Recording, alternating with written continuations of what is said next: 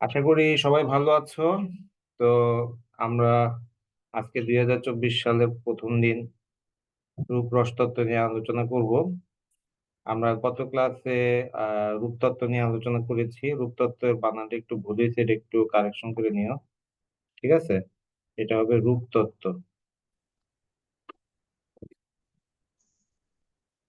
ওকে, তো আজকে আমরা যেটা আলোচনা করবো সেটা হচ্ছে আমাদের রসতত্ত্ব। রসতত্ত্ব সাবজেক্টটা মজার, খুব অল্প। এখানে একটা কমন প্রশ্ন ছিল, রস কত প্রকার ও কি কি, এটা গত বছর এসে গেছে।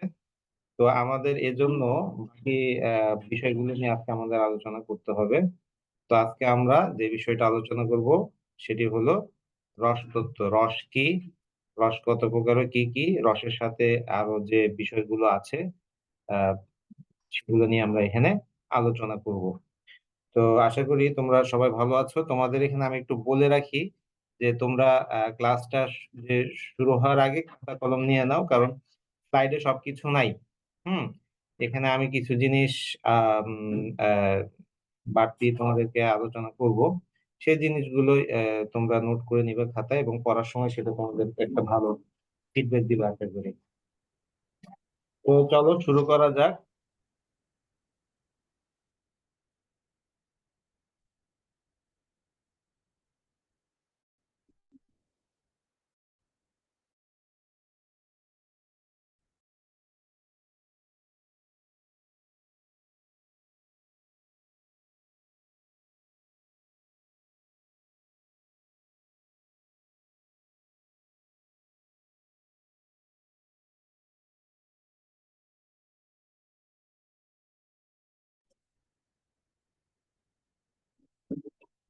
তাহলে আমরা রসতত্ত্বের বিষয়বস্তু নিয়ে আলোচনা করব। আমরা প্রথমে চলে যাচ্ছি যেটা আমাদের গত ক্লাসে এসেছিল, যে গত পরীক্ষাতে এসেছিল, যে রসতত্ত্ব, রস কত প্রকার ও কি কি। তো আমরা রসতত্ত্ব বলার আগে আমাদের রসটা কি জিনিস সেটা একটু আলোচনা করার বিষয় আছে। রস কি, আমরা রস কাকে বলে, এই যে যে রস জিনিসটা আমরা আলোচনা করব, রস বলতে আমরা কি বুঝি?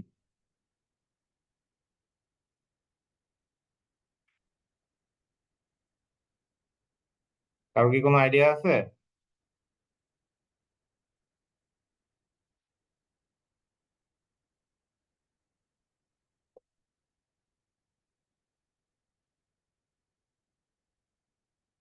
কারো কোনো আইডিয়া নাই, কেউ কোনো কথাই বলতেছে না। তো তোমরা এভাবে কথা না বললে আমি জুম দিয়ে ক্লাস নেওয়ার তো কোনো দরকার নাই। আমি সরাসরি ওই ইয়ে গ্রুপে লাইভে গিয়ে ক্লাসটা নিয়ে নিতে পারবো।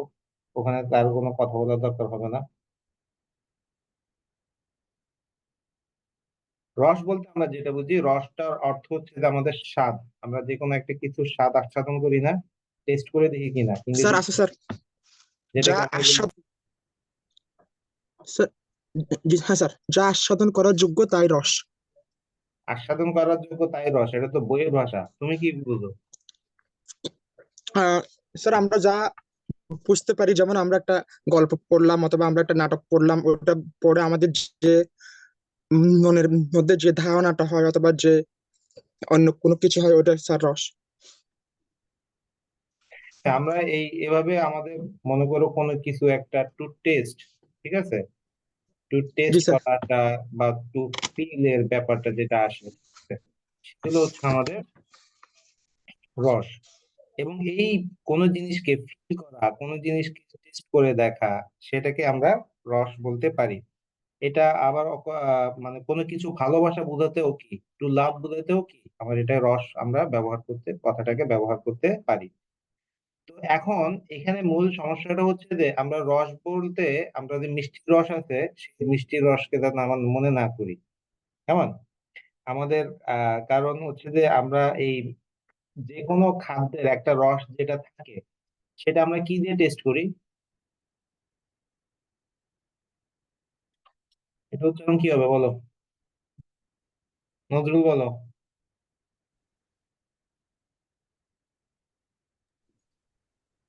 স্যার দেখা গেলো, নেটওয়ার্ক। স্যার আচ্ছা।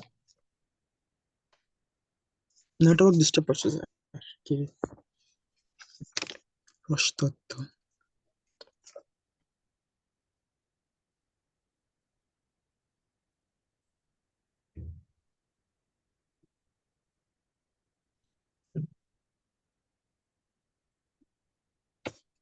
এটাই। এটাকে বলা হয় জিহ্বা, ঠিক আছে।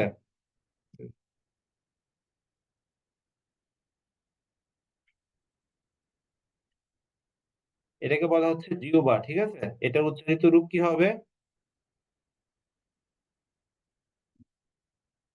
জিহ্বা। হ্যাঁ, তা আমরা সবাই বলি যে কি জিহ্বা। জিহ্বা হবে না, এটা উচ্চারিত রূপ হবে জিহ্বা।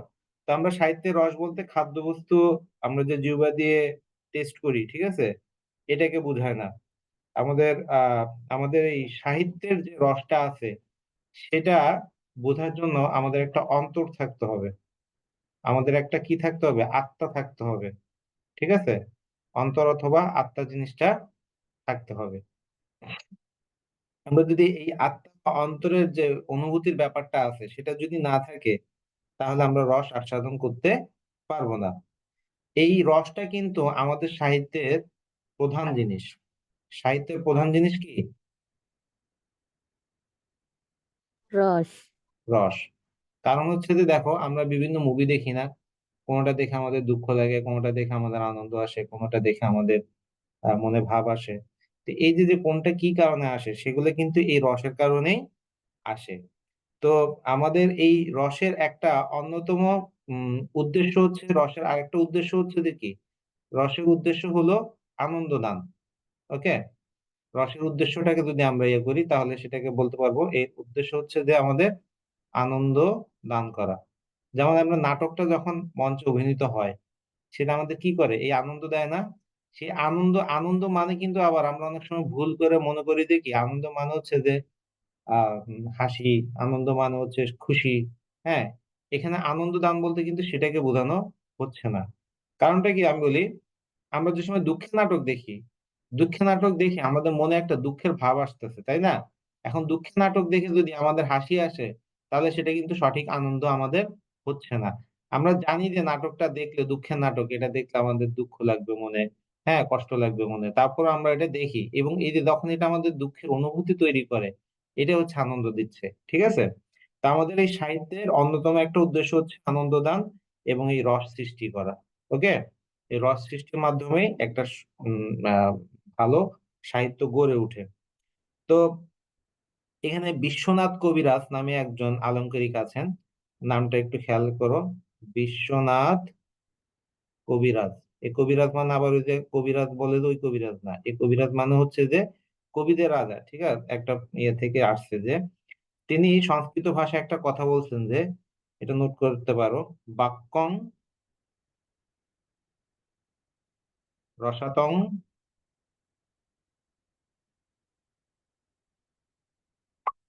কাব্যং।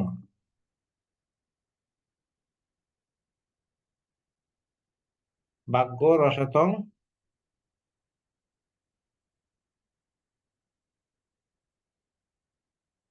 কাব্যং, ঠিক আছে। এই জিনিসটা তোমরা ইয়ে করে রাখতে পারো, তাতে তোমাদের, তোমরা এক একজন এক এক টাইমে আসো, এগুলো ডিস্টার্বিং। বাক্যং রসাতং কাব্যং, আমি যে এখন এটা করছি এখানে আমার অনেকগুলো একসাথে দুই হাত তিন হাত কাজ, ইয়ে মানে হাত আর একটা থাকলে মনে হয় সুবিধা হতো, এরকম মনে হয়। তো যাই হোক, তিনি এই আলংকারিক যে বিশ্বনাথ কবিরাজ, এই বিশ্বনাথ কবিরাজ কথা বলছিলাম, তিনি একটা কথা হচ্ছে বাক্যং রসাত্তং কাব্যং, মানে হচ্ছে যে কাব্যই হচ্ছে সেই বাক্য, রস যার আত্মা। ওকে, তো আমরা এইসব ইয়ে থেকে আমরা আমরা কি বলতে পারি, রসটা কি জিনিস? রসটা হচ্ছে যে আমাদের যেটা আমাদের মনে আহ আস্বাদিত হয়ে, বা যেটা আমাদের মনে অ্যাবজর্ব হয়ে আমাদের হৃদয়টাকে কি করে, বিগলিত করে ফেলে, আমাদের হৃদয়টাকে আহ দ্রবীভূত করে, একটা আনন্দময় মানসিক অবস্থার সৃষ্টি করে, তখনই তাকে বলা হয় রস। তো এখন রসের উৎপত্তি নিয়ে বিভিন্ন জন বিভিন্ন কথা বলছে। তো ভারতবর্ষে খ্রিস্টপূর্ব যুগে নাট্যতত্ত্ব, অলংকার ইত্যাদি সময় রসতত্ত্বের মানে এই শুরুটা হয়। এবং প্রাচীন বিভিন্ন পণ্ডিত ইয়েরা এগুলো নাটকের যে নাট্যশাস্ত্র যেটা আছে, সেই নাট্যশাস্ত্র থেকে আমাদের রস কথাটা এসেছে। তাহলে এক সময় আমাদের রস বলতে বোঝানো হতো যে এই নাটকের ব্যবহার করা যে বিষয়, সেটাকে রস বলা হতো। একজন হাত তুললো, কে এটা? কে হাত তুললা? একটা মেয়ে হাত তুলছে, নামটা আমার মনে পড়তেছে না। আচ্ছা, যাই হোক, আমাদের রসের যে প্রকারভেদ, আমরা রসের প্রকারভেদটা পরে আলোচনা করব। আমরা অন্য ইয়ে চলে যাই। রসের পরে আগে আমাদের আরেকটা জিনিস জানার বিষয় আছে, সেটা হচ্ছে যে আমাদের ভাব কি। আমরা কিন্তু অনেক সময় বলি ভাব, বেটা ভাব দেখাইস না, এরকম একটা কথা বলি না, বলি কি না? হ্যাঁ স্যার। হ্যাঁ, এই ভাব মানে আবার সেই ভাব না, ঠিক আছে? এটা একটা, ভাব শব্দটা একটা সংস্কৃত শব্দ। এটা কি শব্দ? সংস্কৃত শব্দ। তো এই সংস্কৃত শব্দটা আমাদের বাংলা ভাষায় অনেক বেশি ব্যবহৃত হয়েছে, এবং এটা দ্বারা আমাদের বোঝানো হয়েছে যে মানে কোনো একটা কিছু হওয়া। এই ভাব কথাটার অর্থ দ্বারা কোন বোঝানো হয় যে কি কোনো একটা কিছু হওয়া। আমরা দেখো, আমরা আমরা ভাব মানে বুঝি যে মনের একটা ভাব, ঠিক আছে? আবার কেউ কেউ এটাকে আবার বলতেছে যে ইংরেজিতে ইমোশন কথাটার সাথে কি উল্লেখ করেছেন। তো আমরা ভাব, এই যে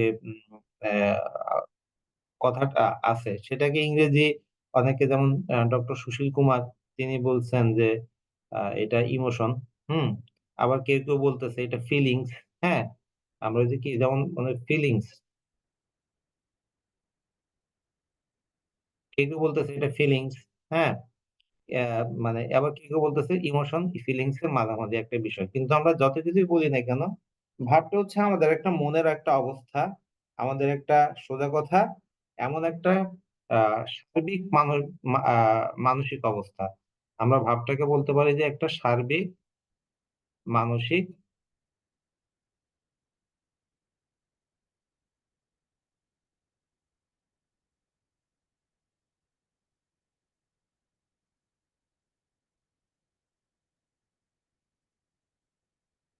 ঠিক আছে? এই ভাবটাকে আমরা এভাবেই কথা বলতে পারি। তো আমাদের এই জিনিসগুলো আসলে আমরা জীবনে সারা জীবন পড়ে আসছি একরকম, আমরা এখন যখন এই সাহিত্যের এগুলো আলোচনা করতে যাচ্ছি তখন এগুলো আমাদের কাছে একটু অন্যরকম মনে হতে পারে। হ্যাঁ। তো সেইগুলোর সাথে আমাদের একটু অভ্যস্ত হয়ে যেতে হবে, চেষ্টা করতে হবে, বারবার এগুলো পড়লে এইভাবে বইয়ের ভাষাতে আমাদের মাথায় রাখার চেষ্টা করতে হবে। তো যাই হোক, এই ভাবের বা এই ভাবের যে ঘটনা, মানে ভাবের বহিঃপ্রকাশটা কি? ভাবের বহিঃপ্রকাশটা হচ্ছে যে তোমার আমাদের কান্না, হাসি, হ্যাঁ? হাসি, কান্না, ঠিক আছে? বা কখনো যে চিৎকার করা, হ্যাঁ? এইগুলো হচ্ছে আমার কি? ভাবের বহিঃপ্রকাশ। এভাবে লজ্জা হওয়া, বা অনেক সময় আমরা খুব আবেগে কেঁপে উঠি। হুম? যেমন ওই যে মনে করো নতুন, নতুন প্রেম করতে গেলে গার্লফ্রেন্ড বয়ফ্রেন্ড এর হাত ধরলো। হ্যাঁ? তার হাত কাঁপতে থাকে। তো এই যে, যে একটা কাঁপুনি আসে না? আর একটা অস্বাভাবিক উত্তেজনা কাজ করে না তোমাদের অনেকের ভিতরে?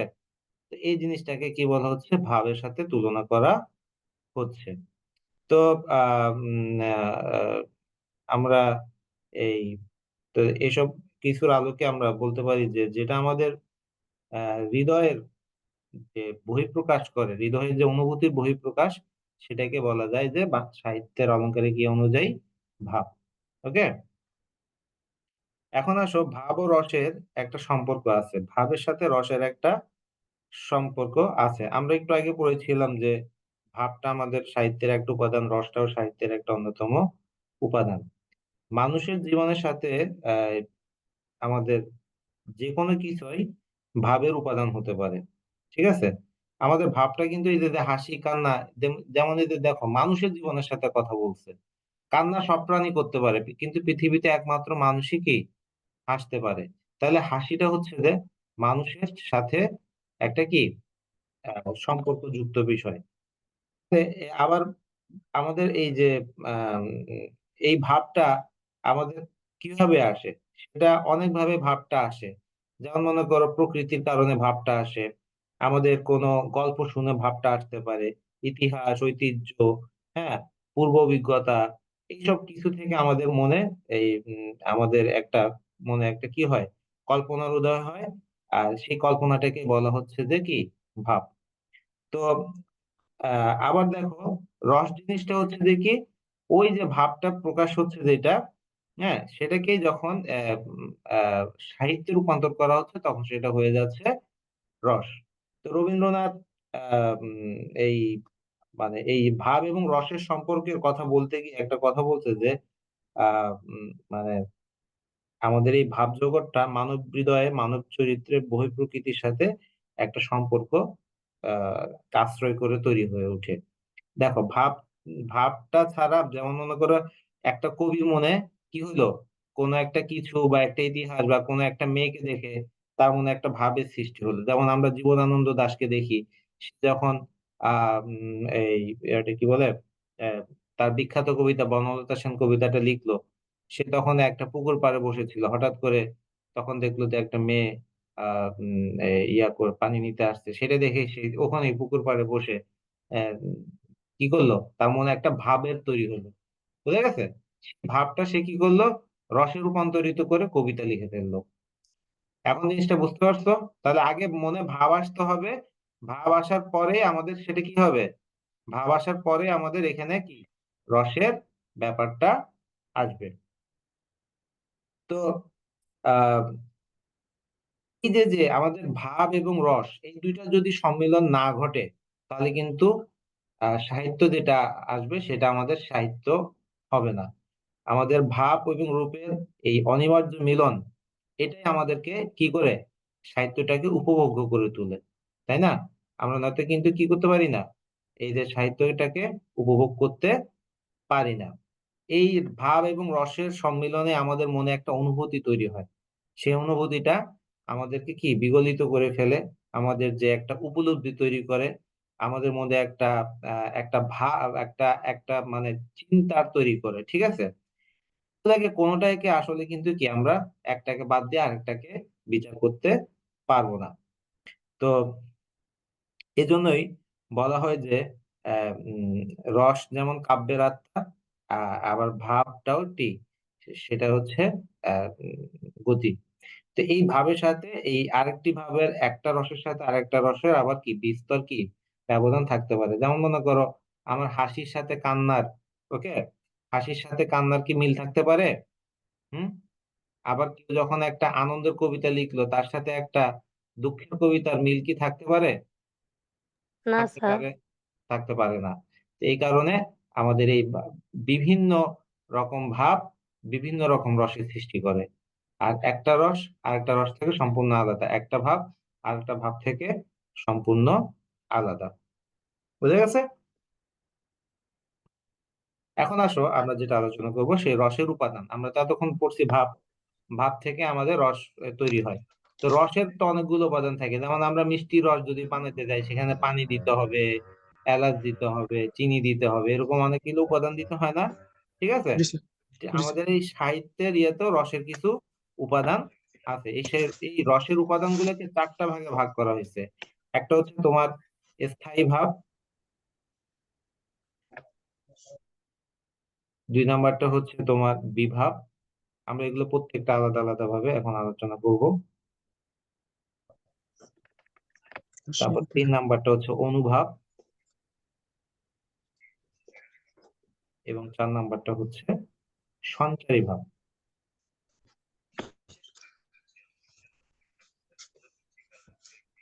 ঠিক আছে। তো সাহিত্যের আমাদের যে সৃষ্টি বলতে আমরা ভাব এবং ভাব প্রকাশের উপায় বা পদ্ধতিটাকেই কি বুঝে থাকি, তাই না? তো আহ উপায়টা হচ্ছে আমাদের রূপ। যেমন মনে করো আমি কবিতা লিখবো নাকি গল্প লিখবো নাকি গান লিখবো, সেটা হচ্ছে আমার রূপ, ঠিক আছে? আর এই যে ভাবটা আসে, সেই ভাবটা হচ্ছে আমাদের রসের উৎস। তাহলে আমাদের রসের উৎসটা কি বলতে পারি? রসের উৎস হচ্ছে ভাব, ঠিক আছে? রসের উৎস হলো কি ভাব, এবং সেই ভাব থেকে আমাদের রসটা তৈরি হচ্ছে। তাহলে এই রসের আবার তিন চারটা আবার পয়েন্ট আছে, সেই পয়েন্ট গুলো আমরা এখন আলোচনা করব। তো প্রথমে আসতেছে আমাদের স্থায়ী ভাব। স্থায়ী ভাবটা জিনিসটা কি? আমাদের সোজা কথা, কিছু কিছু দেখবা যে কবিরা সবসময় কবিতার খাতা, বই এগুলো সাথে সাথে কেন রাখে বলতে পারবে? এগুলো সাথে সাথে রাখে কারণটা হচ্ছে যে আহ, হঠাৎ করে তার মনে একটা ভাব আসে। হুম।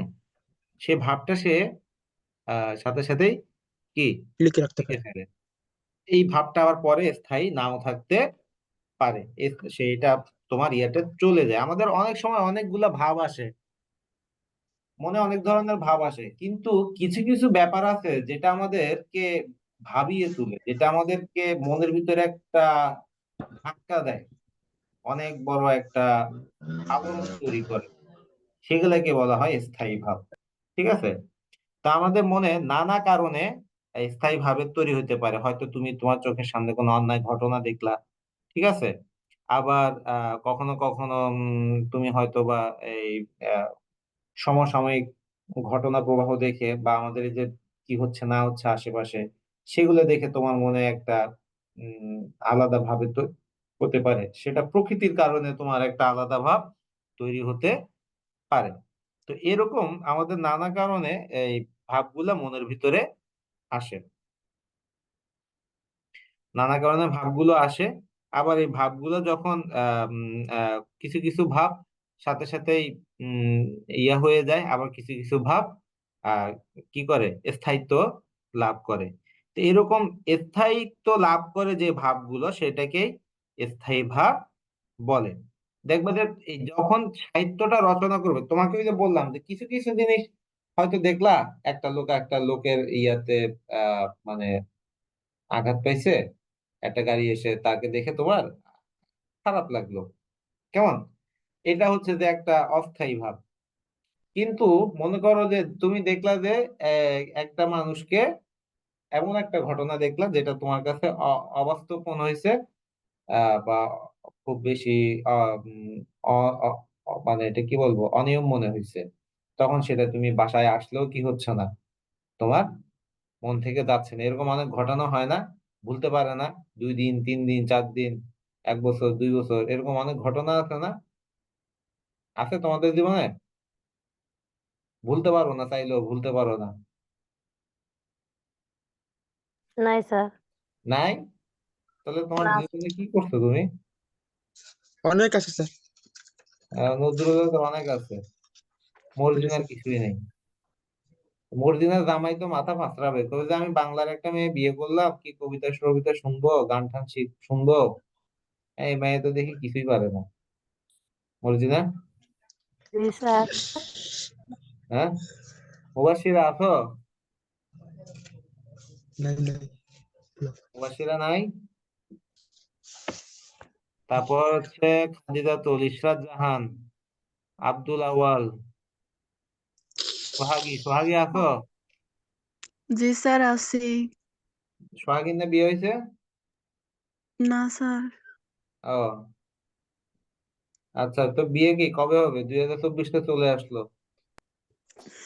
করবো আর কি। আহ বিয়া বসবা নাকি বিয়ে করবা? বসবো। ছেলেরা বলো দেখি, বসা আর করার সাথে পার্থক্য কি?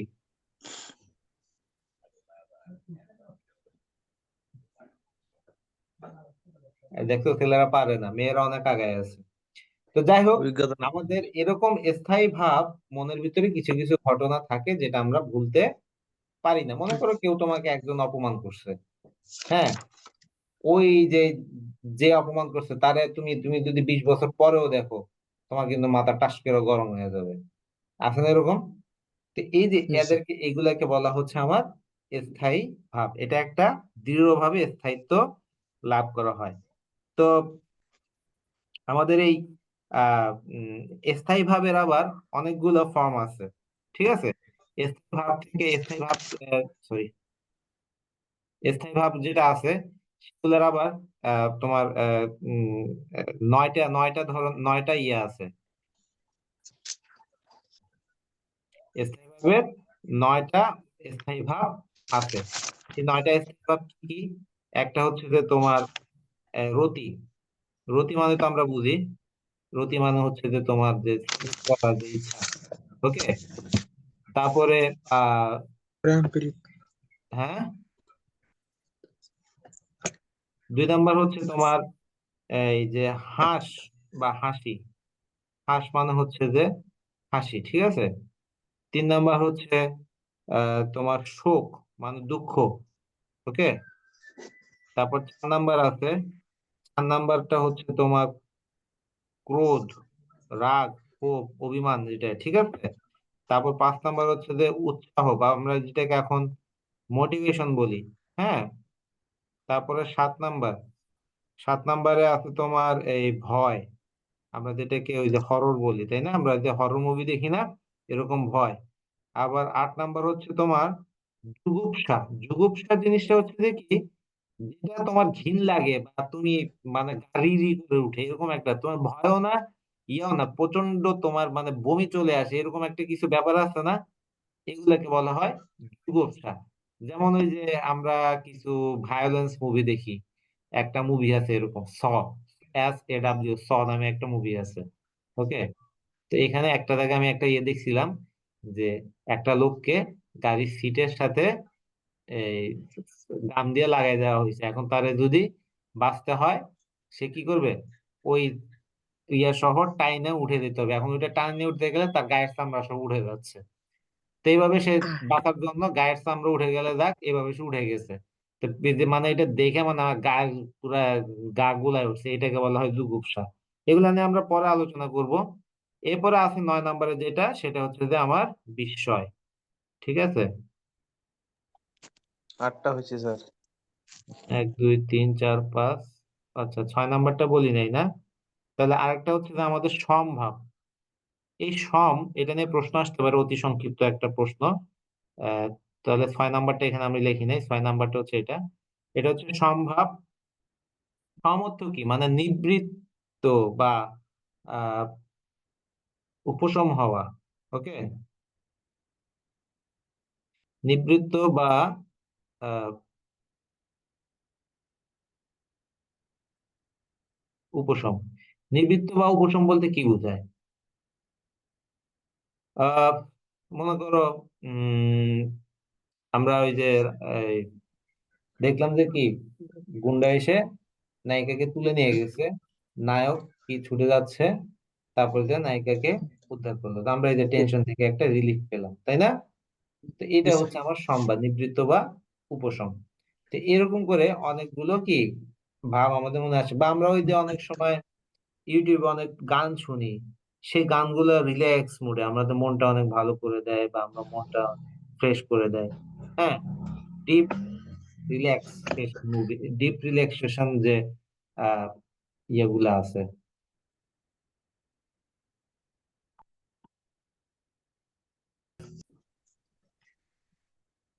এরকম অনেক গান আছে, ইউটিউবে সার্চ দিলে দেখবা যে ওই যে অনেক বেশি রিল্যাক্স লাগে। তোমরা মেডিটেশন করো?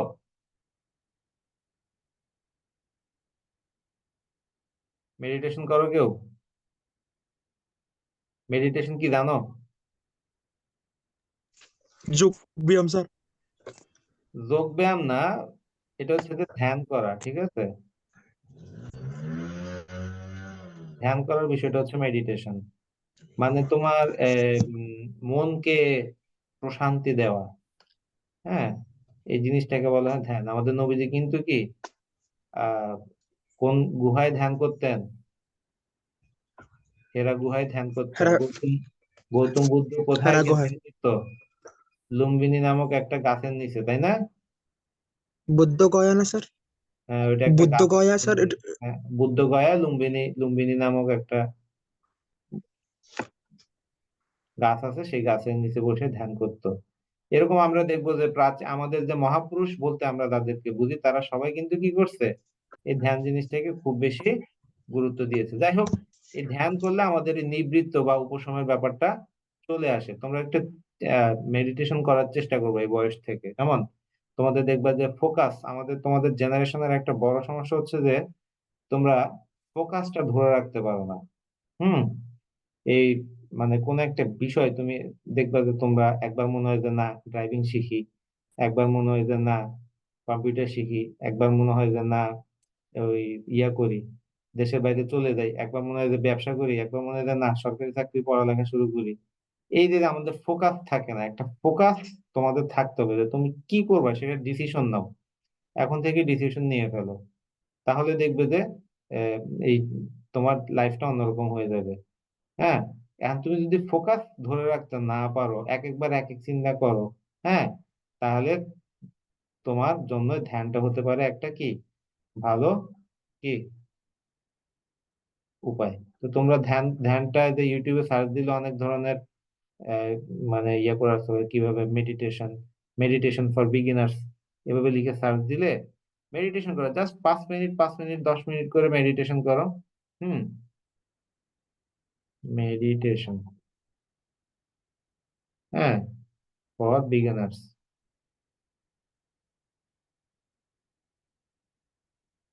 এভাবে শুরু করো, দেখবে যে অনেক কাজ দিবে। জাস্ট ডেইলি জাস্ট 10 মিনিট সর্বোচ্চ, হ্যাঁ, 10 মিনিট করে ট্রাই করো। তো যাই হোক, আমরা স্থায়ী ভাবটা কি জিনিস বুঝতে পারলাম আশা করি। স্থায়ী ভাব নিয়ে কারো কোনো প্রশ্ন আছে? আচ্ছা, যাই হোক, স্থায়ী ভাবের পরে আমাদের কি ভাবটা আসতে পারে দেখি, বলো তো দেখি। এই স্থায়ী ভাব থেকে আমার রসের সৃষ্টি হয়, তাই না? হুম, আমরা এখানে এখন এই যে রসের যে বিভিন্ন ইয়েগুলো আমরা যে এখানে বিভিন্ন প্রকার রসের যে উৎপত্তি হয়, সেই রসের উৎপত্তি গুলো এখানে আমরা আলোচনা করব। বুঝে গেছে? প্রথমে আসো, আমরা যেটা আলোচনা, যে আমরা অলরেডি কিন্তু কিন্তু ইয়ে থেকে প্রথমে আসে দেখি আমাদের 1 নম্বরে আসে যে আদি স্থায়ী ভাব। রস। আমরা যদি স্থায়ী ভাবটা, এই স্থায়ী ভাব, এই স্থায়ী ভাবের আলোকে যে রসটা আসে সেই রসের নামটা আমরা এখানে আলোচনা করব। তোমাদের এখানে প্রশ্ন আসতে পারে এই 9টা রস, 9টা স্থায়ী ভাব একদম ভালো করে শিখে ফেলতে হবে। প্রথমে হচ্ছে যে আমাদের 9টা স্থায়ী ভাবে প্রথমটা হচ্ছে রতি। রতি থেকে আমাদের যেটা আসে আদি বা আহ সিঙ্গার। সিঙ্গার। আদি বা সিঙ্গার বলতে কি বোঝায়, বা এটাকে আরেকটা নাম আছে মধুর রস। হ্যাঁ, মধুর রস সিঙ্গার। মানে সোজা কথা হচ্ছে যে শারীরিক সম্পর্ক স্থাপন করার যে আগ্রহ বা ইচ্ছা যে ইয়ার মাধ্যমে আসে সেটাকে বলা হয় রতি বা সিঙ্গারিয়া। কেমন? তারপর দেখবা 2 নম্বর পয়েন্ট যেটা, সেটা হচ্ছিল যে কি ছিল, উৎসাহ। 2 নম্বরে আমরা উৎসাহ, স্থায়ী ভাব, এখান থেকে আসে আমাদের বীর রস। বীর। হ্যাঁ, হুম। বীর রসের যেমন মনে করো মাইকেল মধুসূদন দত্তের মেঘনাদ বধ কাব্যটা বীর রসে লেখা। হ্যাঁ,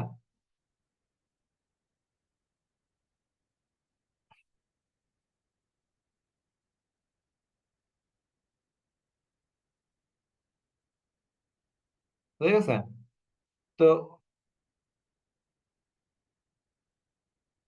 এবারে আবার মনে করো এই যে আমরা কেজিএফ মুভি দেখলাম, কেজিএফ মুভিতে কি আছে, তার নায়কের বীরত্ব দেখাচ্ছে। হ্যাঁ, ওই যে বলে কি dialogue, violence violence violence, I don't like violence but violence like me.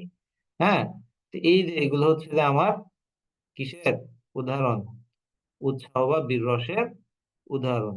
এরপর আসতেছে আমাদের শোক। হুম, শোক থেকে আমাদের কি আসে, করুণ রস। কি আসে? করুণ করুণ। রস। শোক থেকে আসে আমাদের করুণ রস। তারপর হচ্ছে যে 4 নম্বরে ধরো আমাদের বিস্ময়। বিস্ময় থেকে কি আসে? বিস্ময় থেকে আসে অদ্ভুত। হ্যাঁ, তোমরা দেখবা যে এই যে এই হিন্দি মুভি দেখছো, বাহুবলী দেখছো? দেখছি স্যার। ওখানে দেখবা বাহুবলীতে এরকম বলে অদ্ভুত। হুম, ওদের মানে যে সময় তার ছেলে এটা করে তখন সে বলে ওটা অদ্ভুত, মানে বিস্ময় আর না। প্রকাশ করতেছে এখানে। বুঝে গেছে? তা জি স্যার। যেহেতু এগুলো আমাদের সংস্কৃত রীতি থেকে বাংলা ভাষায় আসছে, সেহেতু এখানে কিছু তোমার ওই যে এটা কি বলে হিন্দি ইয়াগুলো চলে এসেছে। তারপরে আসতেছে তোমার ওই যে হাস ভাব, যেটা বললাম, যেটা দেখে শুনে আমাদের কি আসে, যে আমরা হাস ভাব মানে কি, আমাদের এগুলোতে হাসি বা ইয়া আসে, সেটা এখান থেকে আসে, আমাদের কি রস আসে, হাস্যরস। হাস্যরস। হ্যাঁ, যেমন মনে করো আমরা কৌতুক বললে হাসি না, সেটা হচ্ছে যে হাস ভাব। এরকম কোনো ঘটনা থাকে মানে মজার ঘটনা উল্লেখ করা হলো, তখন সেগুলোতে এই জিনিসগুলো থাকে। তারপর হচ্ছে যুগুপসা। যুগুপসা মানে তো আমি আলোচনা করেছিলাম, যুগুপসা থেকে আমাদের কি ধরনের ইয়ে আসে, সেটা হচ্ছে যে বীভৎস, তাই না? আমরা ওই যে বীভৎস, বীভৎস বলতে আমরা কি বুঝি, ওই যে হঠাৎ করে তোমার সামনে একটা মনে করো দেখলা যে একটা কিছু হয়ে গেল, অনাকাঙ্ক্ষিত কিছু, তুমি সেটা দেখে ইয়ে করে দিছো। ওই আমরা আহ মুক্তিযুদ্ধের সময়, হ্যাঁ, মুক্তিযুদ্ধের সময় ওই ঢাকা ইউনিভার্সিটির ছেলেদেরকে দিয়ে কবর খুঁড়াইছে, সে কবর খুঁড়ে এদেরকে আবার গুলি করে ওই কবরের ভিতরে ফেলছে। তো এটা আবার বুয়েটের একজন টিচার অনেক দূরের থেকে কি করছিল, ভিডিও রেকর্ড করছিল। তখন কিন্তু ভিডিও ক্যামেরা খুব বেশি রেয়ার ছিল।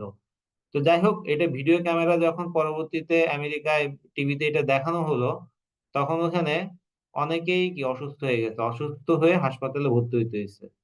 তো তখন সাংবাদিকরা তাদেরকে জিজ্ঞাসা করতেছে, আচ্ছা আমেরিকার ইয়েতে তো মুভি টুবিতে তো অনেক ভায়োলেন্স দেখানো হয়, এরকম বীভৎস ইয়ে দেখানো হয়, তোমরা দেখবো মুভিতে কিন্তু এরকম একটা রেটিং দেওয়া থাকে ভায়োলেন্স। হ্যাঁ, এরকম একটা রেটিং দেওয়া থাকে না ভায়োলেন্সের, দেখছো?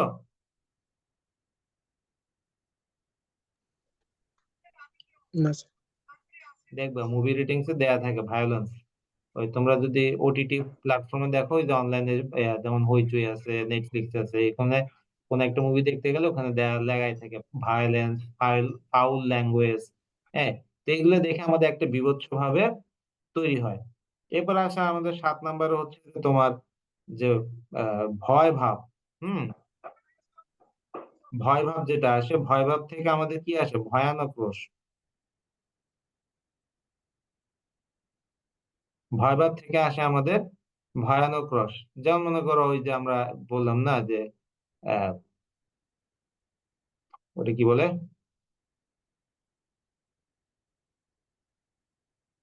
হরর মুভিগুলা, ঠিক আছে, সে হরর মুভিগুলাতে এরকম ভয়ানক রস এরিয়াটা আমরা দেখতে পাই। তারপরে হচ্ছে যে 8 নাম্বার, 8 নাম্বারে আমাদের আসে ক্রোধ। হ্যাঁ, ক্রোধ বা আমাদের যে অভিমান, যে ব্যাপারটা আছে, সেই ক্রোধ থেকে আসে আমাদের কি, রৌদ্র। হ্যাঁ, রৌদ্র, যেমন মনে করো এই যে আমরা দেখতে পাই যে রাবণ যখন কি করলো, তার পুত্রের ইয়েতে, যুদ্ধের ইয়েতে ক্রোধ যখন প্রকাশ পেল, তখন ওইখানে অগ্নিগিরি ফেটে যাচ্ছে। হ্যাঁ, সমুদ্রের পানি তোলপাড় শুরু হয়ে গেছে, এই যে এগুলাতে ক্রোধ প্রকাশ পায়। ঠিক আছে, বা এটাকে বলা হয় রৌদ্র রস। ওকে, সর্বশেষ হচ্ছে যে আমাদের 6 নাম্বার, যেটা হচ্ছে যে 9 নাম্বারে, 9 নাম্বারে সেটা হচ্ছে যে কি, সমভাব।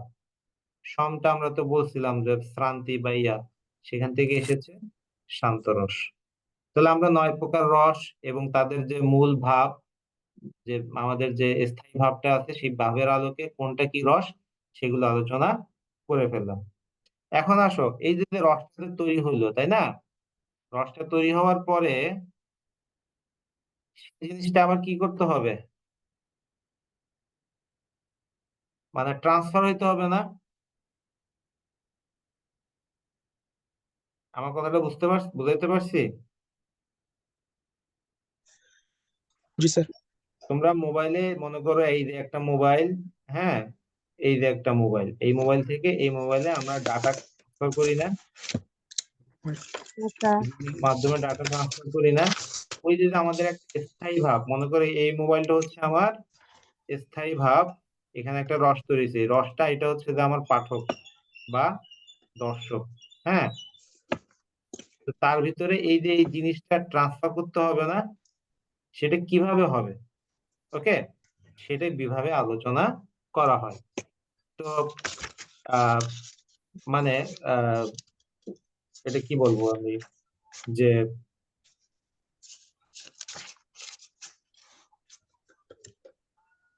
যার সাহায্যে পাঠক বা দর্শক, হ্যাঁ, তার মনে যে উম, বিভিন্ন ধরনের ভাবগুলো যেগুলো আছে, আমরা আলোচনা করলাম একটু আগে। হ্যাঁ, যে মনে, তার মনে যে বিভিন্ন ধরনের ভাবগুলোকে আহ সে গ্রহণ করে এবং সেটা আবার তার মনের ভিতরে আরেকটা রস তৈরি করে, তখন সেটাকে বলা হয় বিভাব।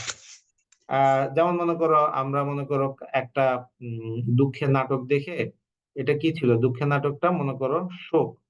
হ্যাঁ, শোকের নাটক দেখে আমার মনের ভিতরে একটা কিসের তৈরি হইলো, শোকের নাটক দেখে আমার মনে একটা ব্যথা তৈরি হলো, তাই না? আবার মনে করো আমি একটা অন্যায় দেখলাম, হুম, অন্যায়ের ইয়েতে দেখে সেটা আমার মনে আমার কি আসলো, ক্রোধ তৈরি করলো, তাই না? তাহলে দেখো এই যে ব্যথা বা করুণা, হ্যাঁ, এগুলো আমাদের রসের ওই যে স্থায়ী ভাবের সাথে মিল আছে। হুম, তারপরে আমি ভয়ঙ্কর একটা কিছু ঘটলো, ভয়ঙ্কর ব্যাপার যেটা আছে, হ্যাঁ,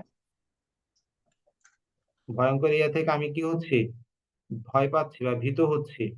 এই যে যে ব্যাপারগুলো এখানে চলে আসতেছে, এটাই হচ্ছে আমার বিভাব। তো আমার সোজা কথা, একজন কবির কোন একটা ঘটনা দ্বারা আহ অনুপ্রাণিত হয়ে তার মনে একটা কি আসে, ভাব আসে। সেই ভাবটা সে রসে রূপান্তরিত করে কোনো কবিতা, গান এগুলো লেখে। ওকে, আমরা যখন জি সেই কবিতা, গান বা ইয়াগুলো পড়ি, সেটা তখন আমাদের মনের ভিতরে কি করে, ওই যে কবির মনে যে ভাবটা তৈরি হয়েছিল, সেই ভাবটা এখানে তার আমাদের পাঠক বা দর্শকের মনেও কি হয়, সমানভাবে সঞ্চারিত হয়। তখনই স্যার। এটাকে বলা হয়, যে প্রক্রিয়াটাতে ওই জিনিসটা সঞ্চারিত হয়, সেটাকে বলা হচ্ছে আমার বিভাব। বুঝা গেছে?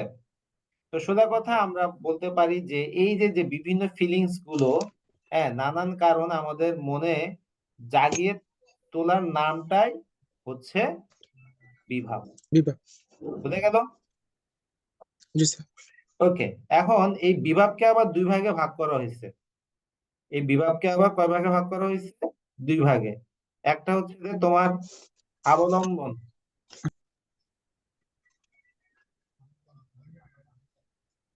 আরেকটা হচ্ছে তোমার উদ্দীপন। একটা হচ্ছে কি অবলম্বন, আর একটা হচ্ছে আমার উদ্দীপন। আমরা এখন আহ, অবলম্বন এবং উদ্দীপন নিয়ে একটু আলোচনা করব। অবলম্বন বলতে আমরা কি বুঝি? এই যে অবলম্বনটা আছে, অবলম্বন বলতে কি বুঝি? মানে আহ যে বস্তুটাকে অবলম্বন করে আমার সোজা কথা রসের জন্ম হয়, তাকে অবলম্বন বিভাব বলে।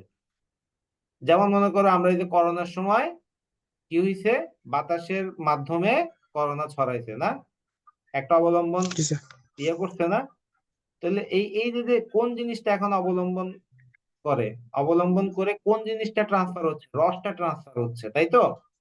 তাহলে এই যে জি আমার রসের যে অবলম্বন, সেটাকে বলা হচ্ছে অবলম্বন। বুঝে গেছে? রসের অবলম্বনকে বলা হচ্ছে কি অবলম্বন। মনে করো তোমার একটা মিষ্টির প্যাকেট থেকে একটা ইয়ার উপরে একটা পাইপের উপরে রসটা পড়লো, সেই রসটা বাইয়া বাইয়া তোমার কাছে আসলো। তাহলে রসটা কি ওই পাইপটাকে অবলম্বন করে আগাইছে না?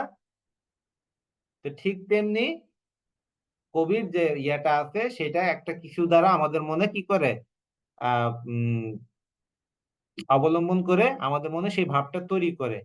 যেমন মনে করো রামায়ণের রাম চরিত্রটা, সীতা রাবণ যে চরিত্রটা আছে, ঠিক আছে, বা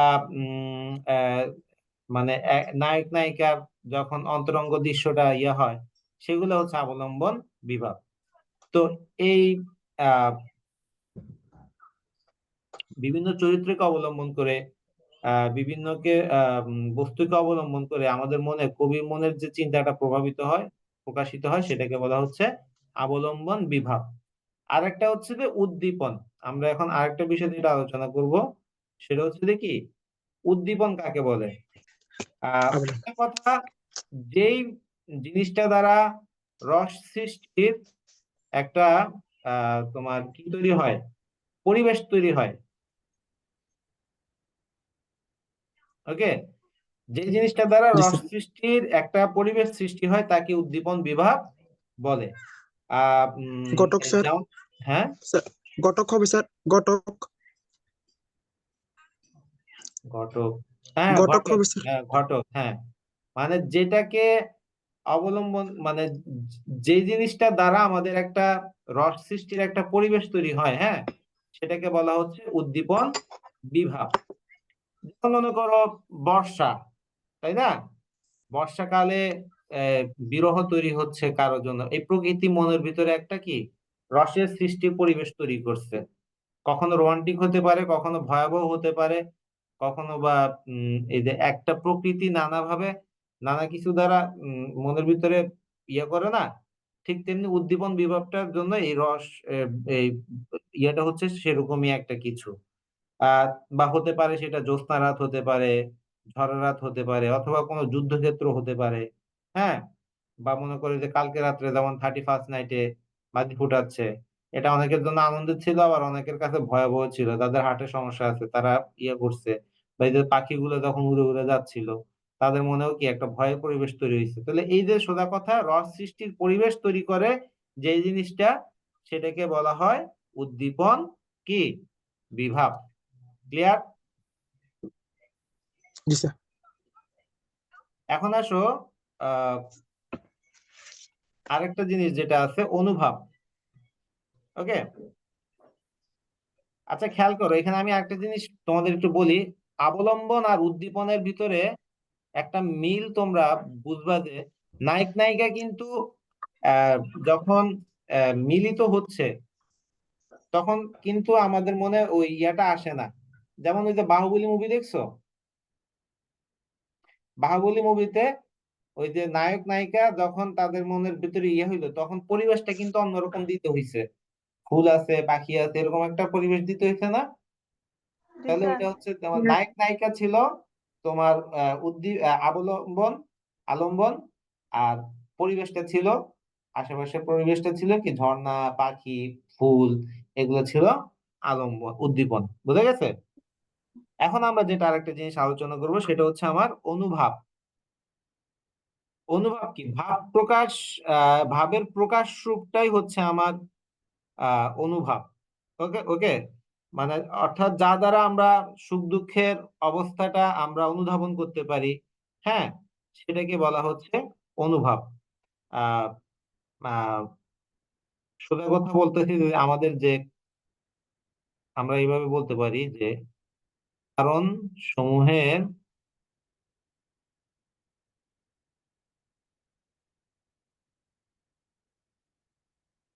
পেছনের ভাবটাই হচ্ছে যে কি অনুভব। মনে করো এই যে আহ নায়ক নায়িকাকে দেখে তার মনে ভাব তৈরি হয়েছে কেন? নায়ক নায়িকাকে দেখে ভাব তৈরি হয়েছে, কিন্তু তার ভাবটা তৈরি হওয়ার পিছনে এখানে কিছু ব্যাপার স্যাপার আছে না? হয়তো নায়িকার হাসি ভালো লাগছে, হয়তো নায়িকার চোখ ভালো লাগছে, বা হয়তো বা তার নায়িকার সৌন্দর্য ভালো লাগছে, কথা ভালো লাগছে, তাই না? তো এই যে যে জি স্যার। ব্যাপারগুলো আছে, সেটাই হচ্ছে আমার অনুভব। ওকে, বা কোন একটা ঘটনা, যে ঘটনার কারণে ভাব তৈরি হয়েছিল, সেটাকে বলা হচ্ছে অনুভব। বুঝা গেছে? তো জি স্যার। আমাদের আমরা সোজা কথা বলতে পারি, আহ মনে করো আমরা ব্যথা পাইলো, কেউ ব্যথা কেন পাইছে? সে মাটিতে পড়ে গেছে। তাহলে এই মাটিতে পড়ার কারণে তার ব্যথা পাইছে, তাহলে এটা হচ্ছে তার অনুভব। কেউ একদম মনে অনেক দুঃখ হচ্ছে, কান্না করতেছে, কেন কান্না করতেছে? তার গার্লফ্রেন্ড তাকে ধোঁকা দিচ্ছে। ওকে, তো এই জি যে যে স্যার। একটা ব্যাপারগুলো, সেগুলো হচ্ছে আমার অনুভব। তো আমাদের অন্তরের মানে আমাদের ভাবটাকে বোঝায় এই উম এইসব অনুভব দিয়ে আমাদের অন্তরের যে ভাবটা, সেটা কি হয়? আহ উম আমাদের অনুভব। আরো যদি আমরা যদি স্পেসিফিক আচ্ছা। করে বলি যে নায়ক নায়িকার যে প্রত্যেকটা কাজ বা চেষ্টা, হ্যাঁ, সেটাই হচ্ছে আমার অনুভব। এখন বিভিন্ন রসের কারণে বিভিন্ন ধরনের অনুভবের তৈরি হয়। ওকে, মনে করো আমার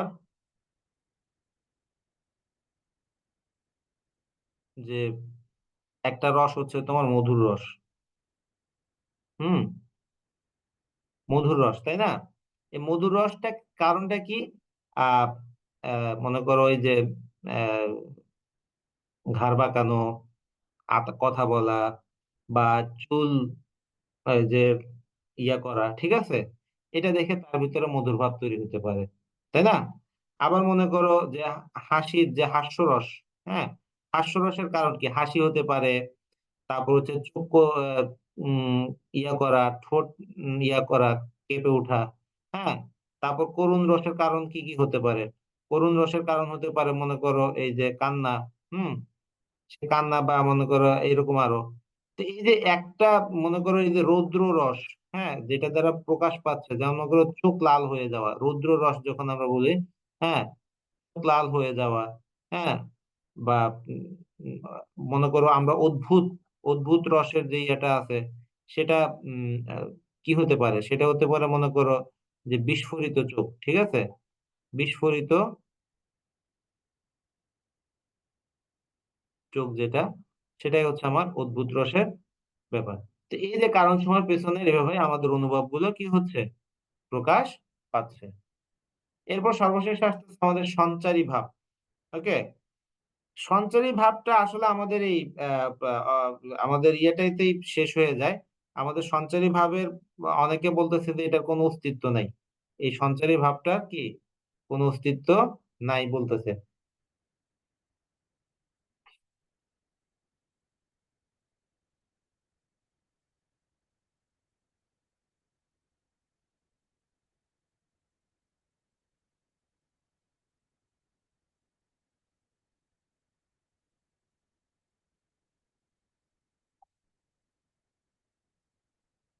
আচ্ছা, তো সঞ্চারী ভাবের সব মানে নিজস্ব কোনো অস্তিত্ব নাই, এগুলা মানে আহ বলা যায় যে আমাদের স্থায়ী ভাব যেটা আছে, ঠিক আছে, আমরা স্থায়ী ভাবে বিভিন্ন ইয়ে পড়লাম না, স্থায়ী ভাবের সাথে এটা কি বলবো, বন্ধু হিসেবে আসে বা সহচর হিসেবে আসে, তার সাথে সাথে আসে, এগুলো এমনিতেই চলে আসে। যেমন মনে করো নদীর পানির সাথে লেখাটা বিভিন্ন একটু লাকড়ি সাদা করে দিলে ভালো হতো। চলে আসে না, সেগুলো। তো স্থায়ী ভাব থেকে যে রসের সৃষ্টি হয় সঞ্চারী ভাব, সেই স্থায়ী ভাবটাকে কি করে শক্তিশালী করে তোলে বা স্পষ্ট করে তোলে, মানে ফিনিশিং দেয়। সোজা কথা, সঞ্চারী ভাবটা আমার কি করবে, একটা ফিনিশিং দিবে, বা মনে করো এই হ্যাপি এন্ডিং লেখার হতে পারে একটা সাদা করে ফিনিশিং। দিলে হুম, মানুষের স্থায়ী ভাব, কাব্য নাটকের বিভাব, এগুলো সবগুলো রস, ঠিক আছে। এই রসটা যখন আমাদের মনে অবলম্বনের মাধ্যমে আসে, হ্যাঁ, তখন এটা একটা পরিণতি পায়, এবং এই তখন এই পরিণতিটা যখন একটা এস্টাবলিশ ইয়েতে যায়, তখন সেটা একটা কি করে ফিনিশিং একটা ইয়ে আসে, সেটা হতে পারে আমার সঞ্চারী ভাব। যেমন মনে করো আমি একটা মুভি দেখলাম, মুভি দেখে আমি খুব আনন্দের মুভি বা প্রেমের মুভি দেখলাম, সেটা দেখে আমি বাসায় আসতেছি, বা আমার কয়েকদিনে মনে মনে এরকম একটা প্রেমের ভাব থাকলো, সেটা হচ্ছে আমার সঞ্চারী ভাব, ঠিক আছে। বা মনে করো তুমি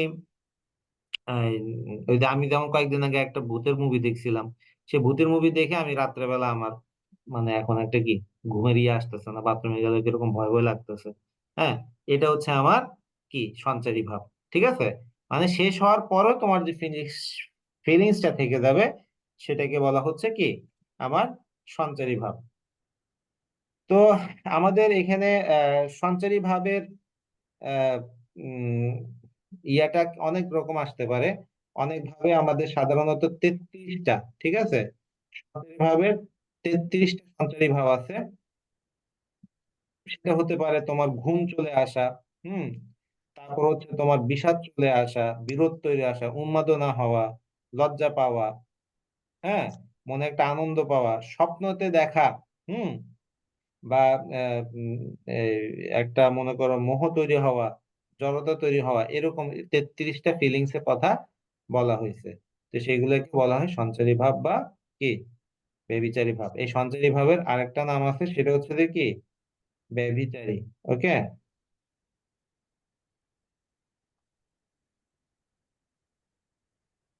ক্লিয়ার?